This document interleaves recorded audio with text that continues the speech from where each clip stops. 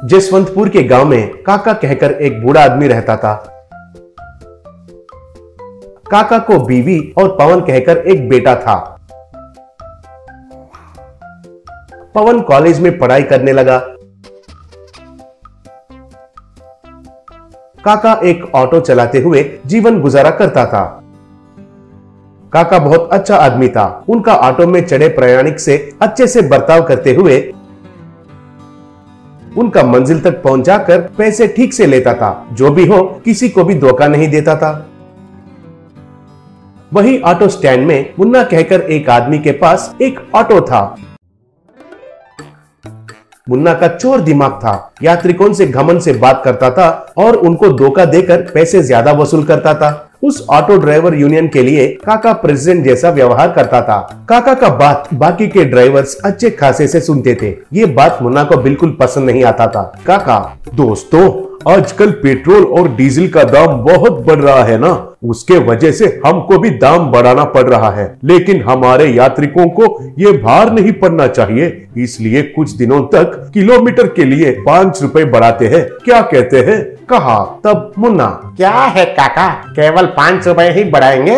ऐसा किया तो हमारे लिए क्या बचेगा? कम से कम 10 रुपए बढ़ाना चाहिए। इसके लिए मैं तो राजी नहीं हूँ। कहा। तब और एक आदमी, अरे मुन्ना, राजी होने के लिए या नहीं होने के लिए तुम होते हो कौन? काका के खिलाफ कहते हो? जबान संभाल कर बात करो, नहीं तो कान मेरी पड़ जाएगी, खबरदार। कहा। तब काका, शांत रहो भैया, शांत रहो। देखो मुन्ना, 10 रुपए बढ़ाएंगे तो यात्रिकों को बहुत मुश्किल होता है, थोड़ा समझो।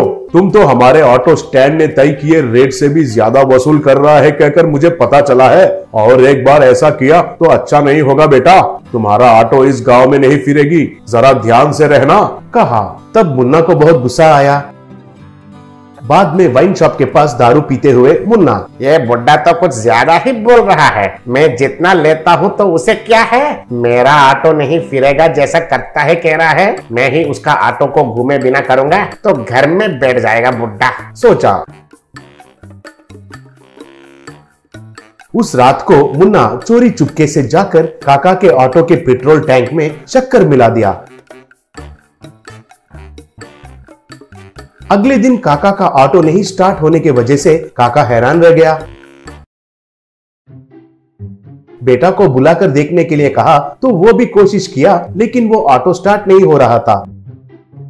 उससे दोनों मिलकर ऑटो को धक्का देते हुए मैकेनिक शेड के पास लेकर गए। उधर मैकेनिक ऑटो इंजन को जांच करके, काका, इसमें कोई शक्कर मिलाए हैं, पूरा क्लीन करके सर्विसिंग करना है। कहा। तब काका, शक्कर मिलाए हैं? ऐसा करने का जरूरी किसको होगा? ठीक है, पहले तो रिपेयर करो। कहा। ऐसे मैकेनिक उस ऑटो को रिपेयर करके दिया। उसे दिन भर काका ऑटो को चलाया।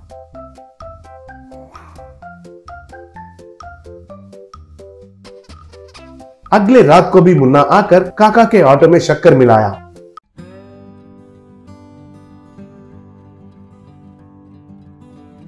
सुबह ऑटो स्टार्ट नहीं हुआ तो काका फिर से मैकेनिक को फोन किया। मैकेनिक आकर जांच करके, काका, तुम्हारे ऑटो में फिर से किसी ने शक्कर मिलाया है। अगर फिर से ऐसा हुआ तो तुम्हारा इंजन पूरा खराब हो जाएगी, कहकर उसे रिपेयर करने वाला ही था। तब पवन आकर, भैया, अब उसे रिपेयर करने का जरूरी नहीं है, तुम जा सकते हो। कहा। तब मैकेनिक चला गया। तब काका, क्यों बेटा पवन, क्यों उसको नहीं ठीक करने के लिए कहा? फिर हमारा ऑटो कैसे चलेगी? पूछा। तब पवन, पिताजी, ये कोई जानबूझकर कर रहा है। हम कितने बार इससे ठीक किया तो भी वो फिर से इसे खराब करने के लिए कोशिश करेंगे। इसलिए हम हमारे ऑटो को एक सोलर ऑटो रिक्शा जैसा बदल देते हैं, तब तुम्हें पेट्रोल की जरूरत नहीं होगी, पैसे भी बच जाते हैं। कहा। ऐसे पवन उस ऑटो को एक सोलर ऑटो रिक्शा जैसे बदल दिया।